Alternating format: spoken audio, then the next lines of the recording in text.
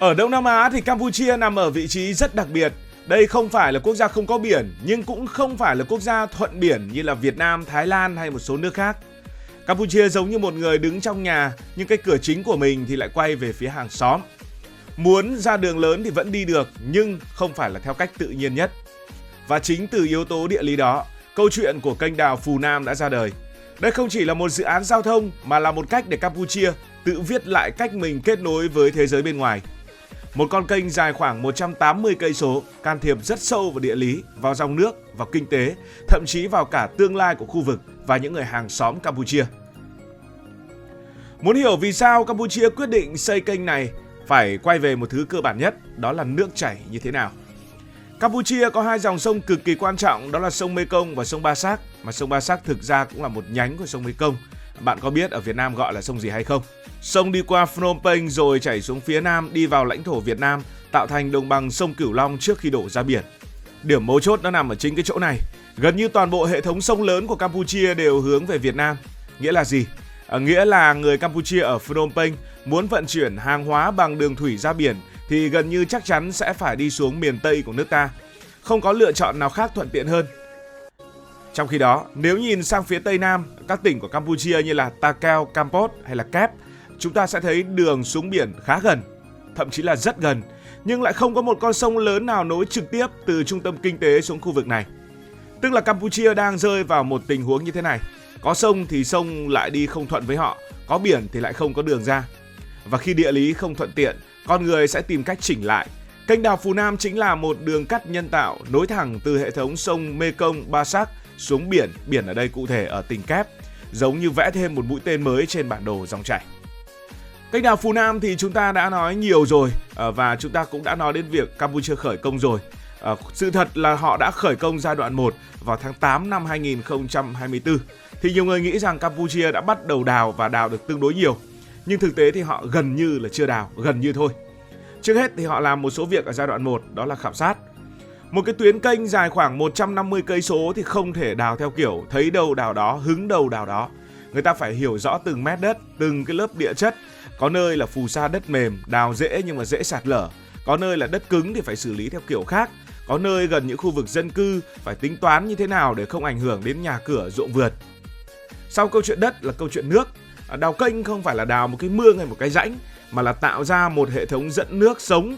Phải tính xem nước sẽ chảy như thế nào, mực nước thay đổi ra sao theo mùa, có gây ngập hay không, có làm cạn dòng ở chỗ này chỗ kia hay không. Đây cũng lại là một bài toán thủy văn rất phức tạp. Song song với đó là giải phóng mặt bằng. Một con kênh sẽ đi qua hàng loạt tỉnh, thành, đồng nghĩa với việc đi qua đất của hàng nghìn hộ dân. Di rời, đền bù, sắp xếp lại đời sống của nhiều người cũng không phải là chuyện dễ. Nó là câu chuyện của xã hội, của đất nước, không chỉ là chuyện của kỹ thuật, không chỉ là chuyện của máy móc. Và trong giai đoạn này, tức là giai đoạn 1, Campuchia cũng bắt đầu đào thử nghiệm ở một số đoạn. Đây giống như việc là chạy roda trước khi mà chạy chính. Đào đến đâu, kiểm tra đến đó, điều chỉnh, thiết kế nếu mà cảm thấy cần thiết. Ngoài ra, các hạ tầng phụ trợ của Campuchia cũng đã được dựng lên. Ví dụ như là đường cho xe chạy này, bãi tập kết vật liệu rồi là hệ thống điều phối. Những thứ này thì thường là không được nhắc nhiều, nhưng lại chính là nền tảng để giai đoạn sau có thể tăng tốc. Và bây giờ thì Campuchia khởi công giai đoạn 2. Tháng 4 năm 2026 thì Campuchia bước vào giai đoạn 2 và đây thực sự mới là trận đánh lớn của toàn bộ dự án kênh đào Phù Nam. Nếu giai đoạn 1 là chuẩn bị, dọn dẹp, đo đạc thì giai đoạn 2 là lúc máy móc vào cuộc, bắt đầu cắt xẻ từng lớp và một con kênh đúng nghĩa sẽ bắt đầu dần hình thành. Cái đoạn kênh của giai đoạn 2 cần phải đào là 151,6 km, tức như là gần như toàn bộ phần quan trọng nhất của tuyến kênh.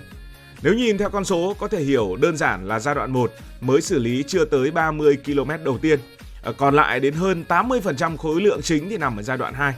Điều này cũng nói lên một cái ý, đó là cái phần khó nhất, tốn kém nhất và quyết định nhất thì đều dồn vào giai đoạn 2.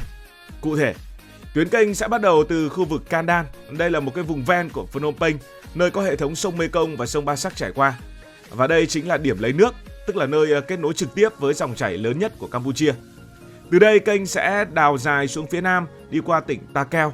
Đây là một vùng đất thấp, bằng phẳng, chủ yếu là ruộng lúa và hệ thống những kênh rạch nhỏ.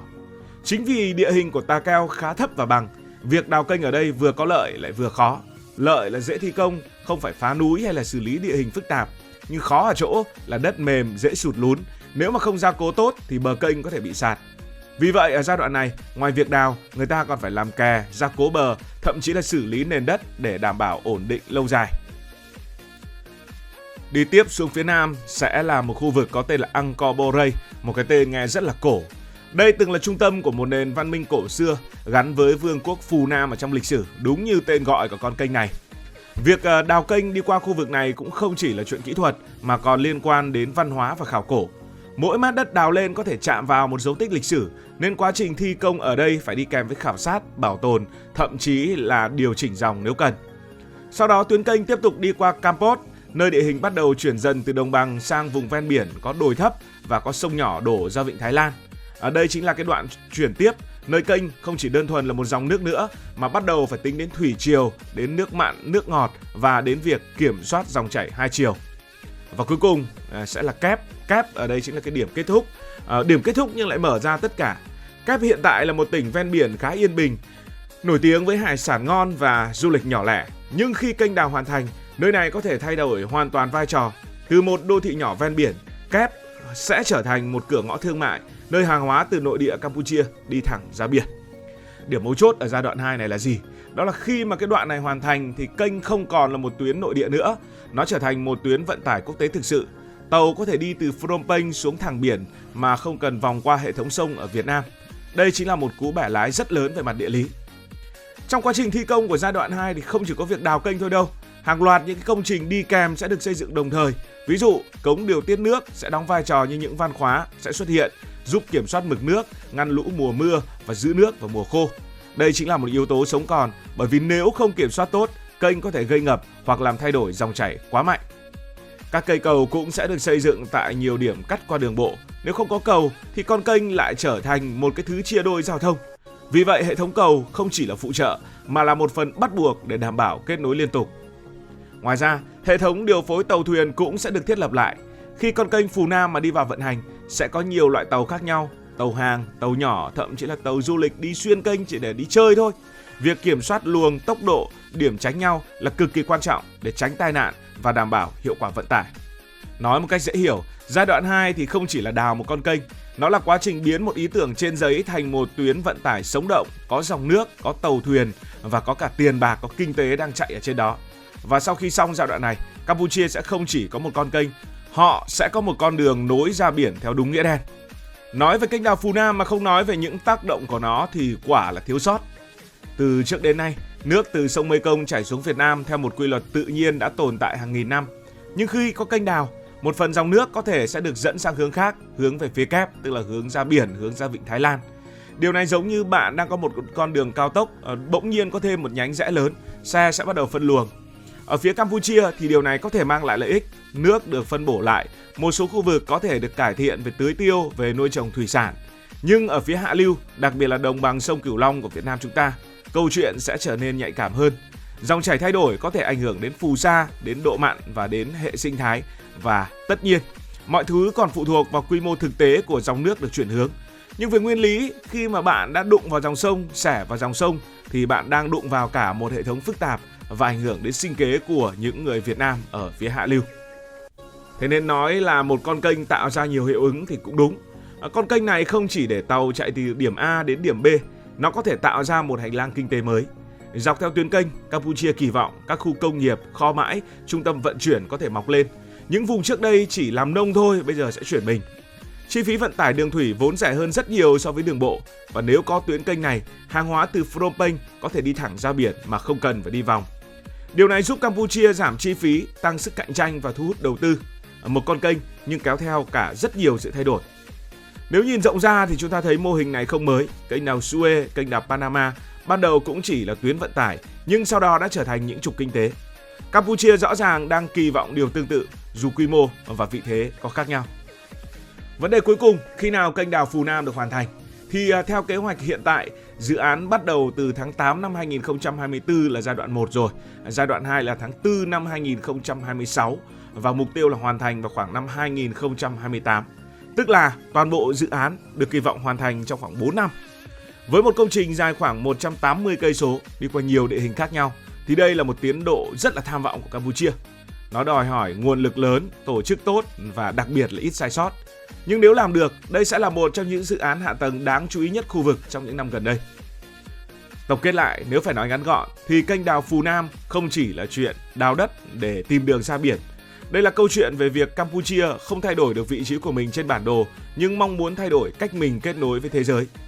Địa lý luôn là thứ rất cứng đầu, nhưng mà con người luôn tìm cách để bẻ cong nó. Và con kênh này chính là một cách như vậy, dù tác động của nó với Việt Nam có thể sẽ là tiêu cực. Cảm ơn vì đã quan tâm theo dõi câu chuyện này. Bạn nghĩ sao về tác động của kênh đào Phù Nam với Việt Nam? Hãy để lại ý kiến dưới phần bình luận. Còn bây giờ thì xin được nói lời chào, tạm biệt. Cảm ơn các bạn đã dành sự đồng hành cùng Hải Thanh Story đi qua những vùng đất, khám phá những điều mới.